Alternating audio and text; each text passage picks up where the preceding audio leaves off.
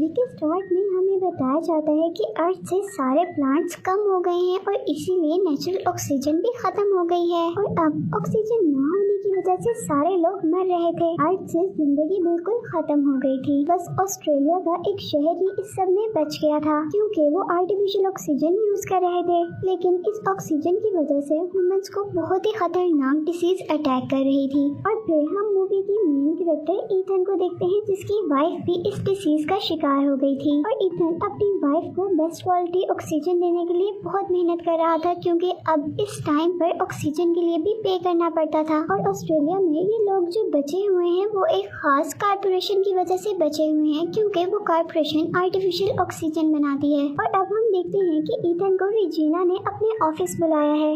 Regina oxygen बनाने वाली company की CTO और एक रिसर्चर थी जो ईथन को अपने पास बुलाकर बताती है कि दुनिया में अगर इसी तरह की बीमारी फैलती रही तो सारी दुनिया बहुत जल्दी खत्म हो जाएगी।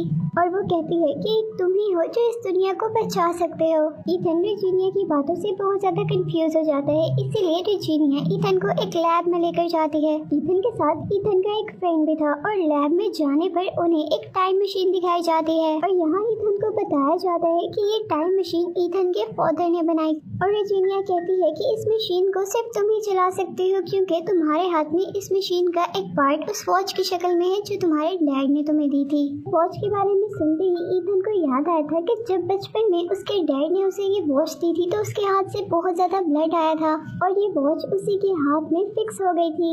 लेकिन इस वॉच के बारे में ईथन को अब से पहले कुछ नहीं पता था और अब ईथन को बताया जाता है कि इस टाइम मशीन से एक मैसेज रिसीव हुआ है जो कि फ्यूचर से आया है और मैसेज में तुम्हें 400 साल आगे भेजने यानी फ्यूचर में भेजने की बात हो रही है। और यहाँ लैब के डॉक्टर ईथन को ये भी बताते हैं कि हमें पता चला है कि अब से 400 साल बाद ये दुनिया दोबारा पहले जैसी हो गई है, यानी वहाँ प्लांट्स और ऑक्सीजन है और वहाँ का क्लाइमेट भी बिल्कुल नॉर्मल है, यानी वहाँ का एनवायरनमेंट अब दोबारा इंसानों के रहने के काबिल है। और वो कहते हैं कि तुम्हें तुम्हारे फादर की एक्सपेरिमेंट के अकॉर्डिंग वहाँ जाना है और वहाँ से ऑक्सीजन और प्लांट को कलेक्ट करके यहाँ तक लाना है, यानी तुम फ्यूचर से ऑक्सीजन और प्लांट को कलेक्ट करके पास्ट में भेजोगे जिससे हम यहाँ पर दोबारा लाइफ स्टेबल कर लेंगे। ईथन को लग रहा था कि सब लोग मिलकर ईथन के साथ कोई गेम खेल रहे हैं और अगर ऐसी कोई सिचुएशन सच में है भी तो ईथन नहीं जाना चाहता था क्योंकि उसकी वाइफ बीमार थी। लेकिन साइंटिस्ट को लगता था कि अगर सच में ईथन वहाँ फ्यूचर में चला जाए तो वो इस वर्ल्ड को ठीक कर सकते हैं।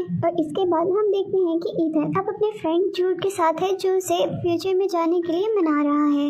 लेकिन ईथन नहीं जाना चाहता था क्योंकि वो अपने फादर जैसा नहीं बन सकता था जो अपने प्रोजेक्ट के लिए अपनी फैमिली यानी ईथन और उसकी मदर को छोड़कर चले गए थे। और फिर ईथन की मदर के डेथ के बाद से ही जूड ने एक बड़े भाई की तरह ईथन का ख्याल रखा था। ईथन अपने फादर की तरह अपनी वाइफ को छोड़कर नहीं जाना चाहता था, लेकिन जूड उसे समझाता है कि तुम्हारी वाइफ बीमार है और उसे ठीक करने का सिर्फ एक यही तरीका है कि तुम फ्यूचर में जाकर प्लांट्स को यहाँ तक लेकर आओ जिससे यहाँ का एनवायरनमेंट दोबारा ठीक हो जाएगा और तुम्हारी वाइफ भी ठीक हो जाएगी। और घर जाने पर जब ईथन ये सारी बातें अपनी वाइफ के साथ शेयर करता है तो वो भी उसे फ्यूचर में जाने के लिए इंसिस्ट करती है, हालांकि वो नहीं चाहती थी कि ईथन फ्यूचर में जाए, लेकिन वो फिर भी सभी लोगों के लिए ये सब करना चाहती थी। अब नेक्स्ट मॉर्निंग बहुत ज्यादा सोचने के बाद ईथन रेजिना के पास जाता है, उसे कहता है कि मैं जाने के लिए तैयार हूँ लेकिन मेरी एक शर्त है कि अगर आप लोग को क्योर मिल गया तो आप लोग सबसे पहले मेरी वाइफ को ठीक करोगे। और अब ये बात रेजिना मान जाती है और इसके बाद ईथन के फ्यूचर में जाने की तैयारी होना शुरू हो जाती है, जहाँ लैब में ईथन को एक सूट दिया जाता है जो उसे मशीन में जाने से पहले पहनना था।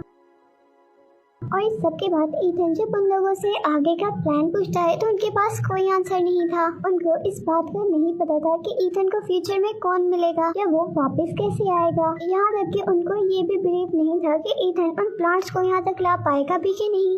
लेकिन अब तो ईथन को जाना ही था और इसके बाद ईथन को एक डिवाइस दी जाती है, ईथन को पास्ट से कनेक्टेड रखेगी। फाइनली ईथन को मशीन में बिठा दिया जाता है और वो लोग टाइम सेट करके मशीन को ऑन कर देते हैं। यहाँ लैब में तो मशीन के चलने के बाद रेडियो वेव्स का एक ब्लास्ट होता है, जबकि मशीन के अंदर ईथन बहुत तेजी से मूव कर रहा था और आखिर वो आसमान से होता हुआ अब एक अननोन जंगल में आकर गिर जाता है। हवा में बहुत तेजी से मूव करने की वजह से ईथन के सूट को आग लग जाती है जिसे वो जल्दी से नीचे आकर उतार देता है। और इस सब के बाद अब वो अपने इर्द गिर्द देखता है जहाँ ये दुनिया दोबारा पहले जैसी हो गई थी। ईथन अब नेचुरल ब्यूटी और ऑक्सीजन को एंजॉय कर रहा था और थोड़ा आगे जाने पर उसे एक स्केलेटन नजर आता है जिसके हेड पर बुलेट का निशान था। और जब वो उस स्केलेटन के ड्रेस से नेम पड़ता है तो बहुत ही ज्यादा परेशान हो जाता है क्योंकि वो उसी का स्केलेटन था। और फिर ईथन को यहाँ से वो डिवाइस भी मिलती है जैसी डिवाइस साइंटिस्ट ने उसे दी थी। ये सब देखकर ईथन बहुत ज्यादा डर गया था और उसे कुछ समझ नहीं आ रहा था। यहाँ उस स्केलेटन के हाथ में भी बिल्कुल सेम ईथन जैसी ही वॉच थी, लेकिन फर्क सिर्फ लाइट का था। स्केलेटन की वॉच में ग्रीन लाइट थी लेकिन ईथन की वॉच में रेड लाइट थी जैसे उसने बचपन से देखी थी। और ये चीज उसे थोड़ा सा कंफ्यूज कर गई थी। यहाँ ये सब देखते हुए रात हो जाती है और ईथन रात गुजारने के लिए फायर बनाता है और कुछ बेरीज को ऐसा फूड यूज करता है, लेकिन ये बेरीज पॉइजनस थी जिसकी वजह से ईथन की तबीयत खराब हो जाती है और ईथन बेहोश हो जाता है। और ईथन की तबीयत के बारे में उस डिवाइस की हेल्प से लैब में पता चल जाता है। अब जब ईथन होश में आता है तो उसके पास उसका फ्रेंड जूड था जिसे ईथन को बचाने के लिए पास्ट में भेजा गया था ताकि वो अपना मिशन पूरा कर सके। उसके बाद ईथन और जूड को कुछ आगे जाने पर एक डोर नजर आता है और अब हम देखते हैं कि ईथन का स्केलेटन जो हमने पहले देखा था वो अब इस डोर के आगे था। से हम अंदाजा लगा सकते हैं कि पास्ट में जरूर कुछ चेंज हुआ था। लेकिन उसी दौरान वहाँ से एक स्कैनर निकल कर आता है और ईथन की आई को स्कैन करके वहाँ का डोर ओपन हो जाता है और उस डोर के अंदर जाने पर उन्हें पता चलता है कि ये वही लैब है जहाँ से उन्होंने स्टार्ट किया था। जूडी सब कुछ देखकर बहुत ज्यादा एक्साइटेड हो गया था क्योंकि अब उनके सामने टाइम मशीन थी जिसकी हेल्प से वो दोबारा पास्ट में जा सकते थे। लेकिन उनको टाइम मशीन के ऊपर एक टाइमर मिलता है जिससे उनको पता चल जाता है कि ये लैब डीएक्टिवेट होने के 4 घंटे बाद खत्म हो जाएगी। और इस सिस्टम को इसलिए डिजाइन किया गया था ताकि कोई इस सिस्टम का गलत फायदा ना उठा सके। यहाँ ईथन एक होलोग्राम ऑन करता है जहाँ उसके फादर ने इस प्रोजेक्ट की डिटेल्स बताई हुई थी। और अब उन्हें जल्दी जल्दी अपना काम करना था, यानी ऑक्सीजन और प्लांट्स को कलेक्ट करके वापस जाना था। लेकिन जब वो देखते हैं कि ऑक्सीजन कलेक्टर यानी वो मशीन जो ऑक्सीजन को कलेक्ट करेगी वो खराब है तो वो लोग बहुत ज्यादा परेशान हो जाते हैं।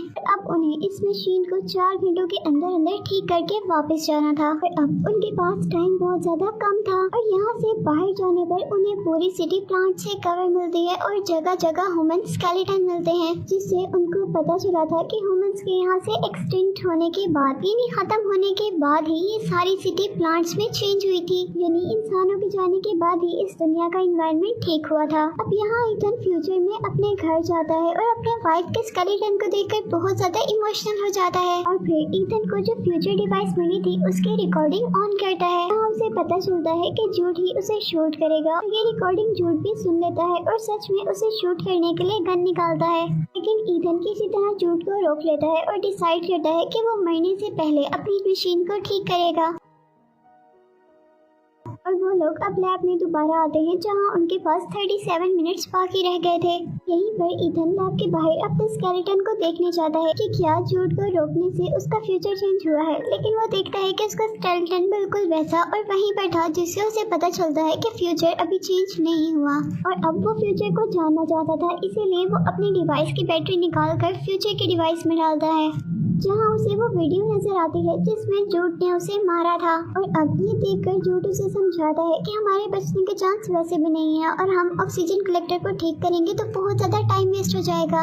हमें इससे पहले ही इस टाइम मशीन में बैठकर वहाँ चले जाना चाहिए। लेकिन ईथन उसकी बात ना मानते हुए उसे एक रूम में लॉक कर देता है।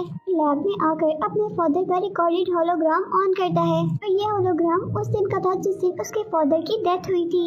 और उस होलोग्राम में ईथन देखता है कि उसके फादर अपनी बनाई गई टाइम मशीन और दूसरी इन्वेंशन से मैनकाइंड को प्रोटेक्ट करना चाहते थे, लेकिन रेजिना उस मशीन को अपने काम के लिए यूज करना चाहती थी। क्योंकि रेजिना अपने मकसद में कामयाब ना हो जाए, इसीलिए ईथन के डैड मशीन को ईथन के डीएनए से कनेक्ट कर देते हैं। इसी वजह से वो वॉच पहनने पर ईथन के हाथ से ब्लड आया था। लेकिन रेजिना हार मानने वालों में से नहीं थी, इसीलिए उसने जूड के साथ मिलकर ईथन के पेरेंट्स को मार दिया ताकि वो फ्यूचर में ईथन को अपने मकसद के लिए यूज कर सके। और ईथन ये सब देखकर बहुत ही ज्यादा डिस्टर्ब हो गया था कि जिसको उसने अपना भाई माना था उसी ने उसके पेरेंट्स को मारा था। यहाँ ईथन पर ये भी रिवील हो गया था कि वो इतने सालों से अपने फादर को गलत समझ रहा था, वो भी सिर्फ जूड के कहने पर। और अब ईथन रेजिना को अपने मकसद में कामयाब होने नहीं देना चाहता था, इसीलिए वो टाइम मशीन को डिस्ट्रॉय करने वाला था। लेकिन तभी जूड आकर उसे रोक देता है और जूड उसे बताता है कि रेजिना ने मुझे इसलिए भेजा है कि जब ईथन वो डिफेक्ट ठीक कर रहा हो तो मैं ईथन को मार दूं। लेकिन जूड भी ईथन को अपने भाई की तरह ही समझता था, इसीलिए वो ईथन को मारने से पहले ही अपने आप को शूट कर देता है। और अब वो अपने फादर का मकसद पूरा करने के लिए काम कर रहा था। इसके बाद वो बहुत जल्दी से ही ऑक्सीजन कलेक्टर को भी ठीक कर देता है और सारे एक्सटेंडेड प्लांट भी टाइम मशीन में रखकर पास्ट में भेज देता है। यहाँ ईथन ने अपने फादर के मर्डर और रेजिना के प्लान के एविडेंसेस साथ भेजे थे, लेकिन वो खुद पास्ट में नहीं गया था। इससे रेजिना का सारा प्लान डिस्ट्रॉय हो गया था और रेजिना को अरेस्ट कर लिया गया। जहाँ ईथन अपनी वाइफ के लिए पास्ट में एक फ्लावर भी भेजता है और खुद फ्यूचर में टाइम मशीन को डिस्ट्रॉय कर देता है ताकि कोई इसका गलत यूज ना कर सके। और अब ईथन जब लैब से बाहर आता है तो उसे वहाँ पर कोई स्केलेटन नहीं नजर आता, जिससे उसे पता चल जाता है कि पास्ट चेंज हो गया है। उसके इस अच्छे डिसीजन ने पूरे मैनकाइंड को सेव कर लिया। फिर फ्यूचर की ग्रीनरी को दिखाते हुए ये मूवी एंड हो जाती है।